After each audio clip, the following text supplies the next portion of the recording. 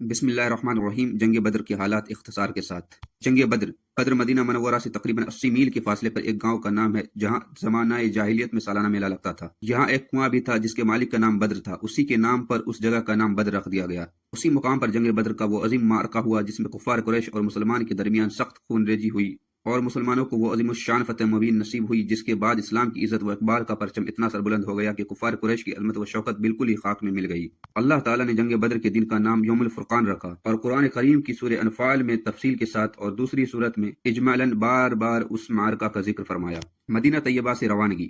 ہجرت سے 19 ماہ بعد رمضان المبارک کے 12 تاریخ تھی۔ حضور اکرم صلی اللہ تعالیٰ علیہ وآلہ وسلم نے اپنے جانبداروں کے ہمراہ مدینہ طیبہ سے روانہ ہوئے۔ اس لشکر میں حضور صلی اللہ تعالیٰ علیہ وآلہ وسلم کے ساتھ نہ زیادہ ہتھیار تھے نہ فوجی راشن کی کوئی بڑی مقدار۔ سواری کے لیے ایک گھوڑا اور 80 اونٹ تھے، باقی مجاہدین پاپیادہ تھے۔ مدینہ طیبہ سے 1 میل دور چل کر حضور صلی اللہ تعالیٰ علیہ وآلہ وسلم نے لشکر کا جائزہ لیا۔ جو لوگ کم عمر تھے ان کو واپس کر دینے کا حکم دیا۔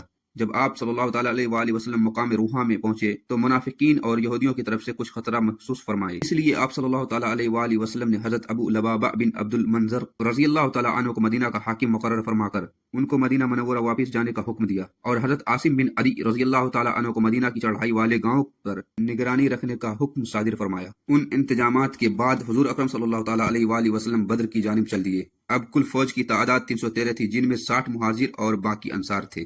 مجلس مشاورت۔ حضور اقدس صلی اللہ تعالیٰ علیہ وآلہ وسلم نے جب زعفران کے مقام پر پہنچے تو وہاں قیام فرمایا اور مجلس مشاورت قائم کی۔ سب سے پہلے حضرت سیدنا صدیق اکبر اٹھے اور بڑی خوبصورت گفتگو کی۔ پھر حضرت سیدنا عمر فاروق اٹھے، انہوں نے بھی اپنے جذبہ جاں نثاروں کا بھرپور مظاہرہ کیا۔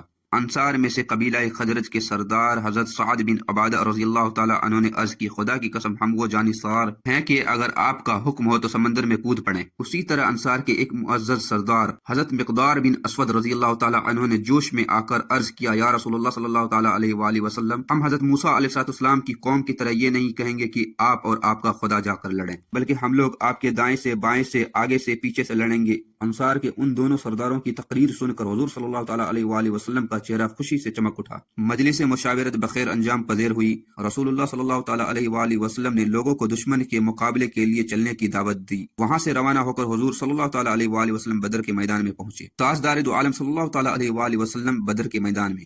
حضور صلی اللہ تعالیٰ علیہ وآلہ وسلم نے جب بدر میں نزول فرمایا تو ایسی جگہ پڑاؤ ڈالا کہ جہاں نہ کوئی کنواں تھا نہ کوئی چشمہ، اور وہاں کی زمین اتنی ریتیلی تھی کہ گھوڑوں کے پاؤں زمین میں دھنستے تھے۔ یہ دیکھ کر حضرت حباب بن منظر رضی اللہ تعالیٰ عنہ نے عرض کیا کہ یا رسول اللہ صلی اللہ تعالیٰ علیہ وآلہ وسلم، آپ نے پڑاؤ کے لیے جس جگہ کو منتخب فرمایا ہے یہ وحی کی روح سے ہے یا فوجی تدبیر ہے؟ آپ صلی اللہ تعالیٰ علیہ وآلہ وسلم نے فرمایا، اس کے بارے میں کوئی وحی نہیں اتری ہے۔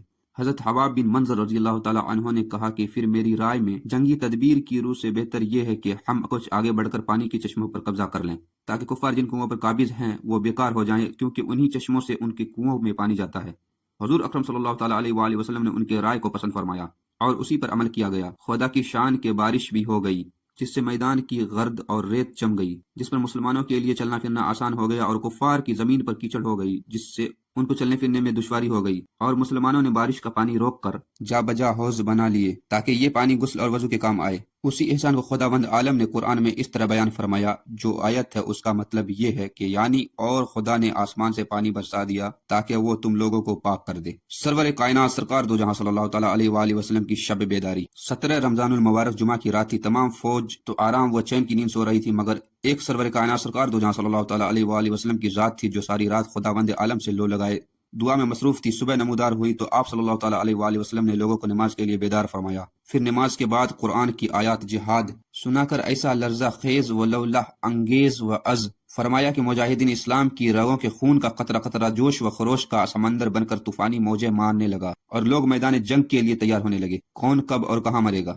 اور رات ہی میں چند جانبداروں کے ساتھ آپ صلی اللہ تعالیٰ علیہ وآلہ وسلم نے ان جنگ کا معائنہ فرمایا۔ اس وقت دست مبارک میں ایک چھڑی تھی۔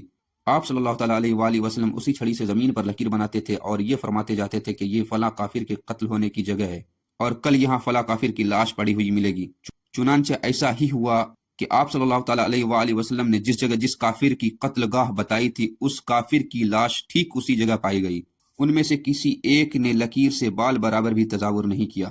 اس حدیث سے صاف واضح صریح طور پر یہ مسئلہ ثابت ہو جاتا ہے کہ کون کب اور کہاں مرے گا، ان دونوں غیب کی باتوں کا علم اللہ تعالیٰ نے اپنے حبیب صلی اللہ تعالیٰ علیہ وآلہ وسلم کو عطا فرمایا تھا۔ مجاہدین کی صف آرائی۔ 17 रमजान मुबारक जुमा के दिन हुजूर सल्लल्लाहु ताला अलैहि वसल्लम ने मुजाहिदीन इस्लाम को सब बंदी का हुक्म दिया।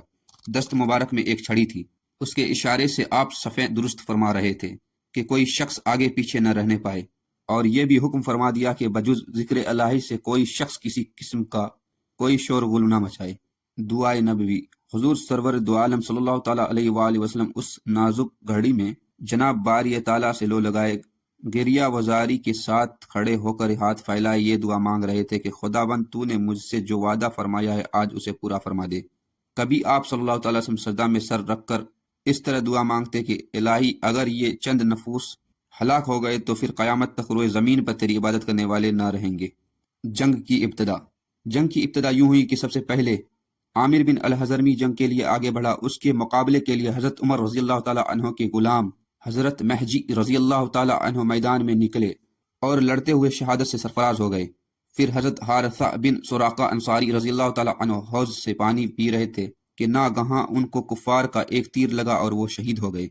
हज़रत अमीर जिनती होने की खुशखबरी सुनी तो मारे खुशी के कुफ़ार के लश्कर पर तलवार लेकर टूट पड़े और जाबाजी के साथ लड़ते हुए शहीद हो गए। कुफ़ार का सिपह सालार उतबा बिन रबिया अपने सीने पर शुतुरमुर्ग का पर लगाए हुए अपने भाई शैबा और अपने बेटे वलीद को साथ लेकर गुस्सा में भरा हुआ अपनी सफ से निकलकर मुकाबला की दावत देने लगा।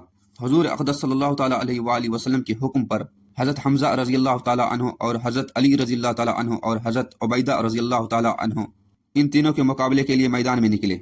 जब उन लोगों में जंग शुरू हो गई तो हज़रत हमज़ा रज़ी अल्लाह ताला अन्हु और हज़रत अली रज़ी अल्लाह ताला अन्हु और हज़रत उबैदा रज़ी अल्लाह ताला अन्हु ने ईमानी शुजाअत का ऐसा मुज़ाहिरा किया कि बदर की ज़मीन दहल गई और कुफ़ार के दिल थर्रा गए।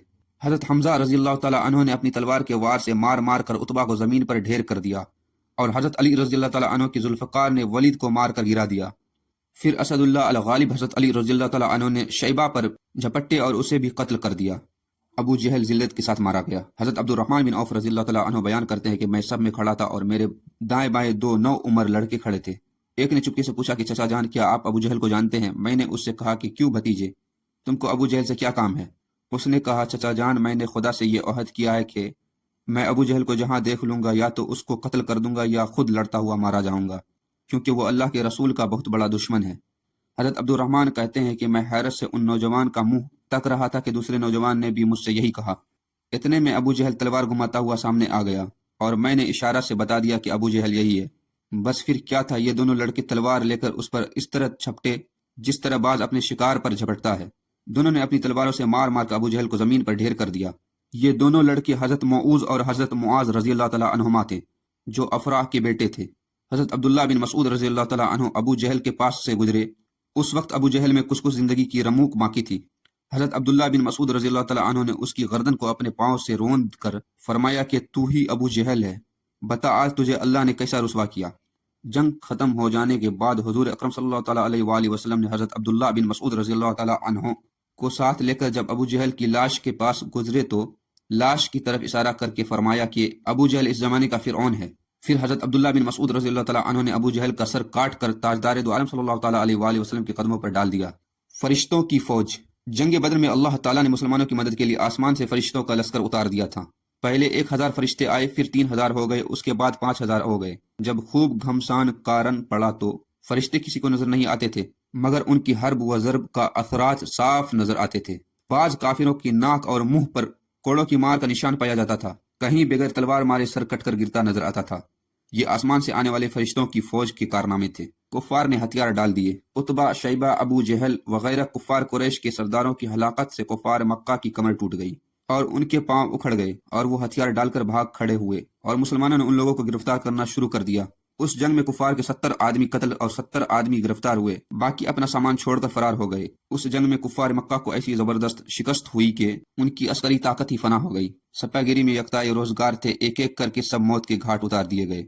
शुहदाए बद्र। जंगी बद्र में कुल 14 मुसलमान शहादत से सरफराज हुए, जिनमें से 6 मुहाजिर और 8 अंसार थे। उन शुहदाए बद्र में से 13 हजरात तो मैदान बद्र ही में मदफून हो गए, मगर हजरत उबैदा बिन हारिस रज़ी अल्लाह ताला अन्हु ने चूंकि बदर से वापसी पर मंजिल सुफरा में वफात पाई, इसलिए उनकी कब्र शरीफ मंजिल सुफरा में है।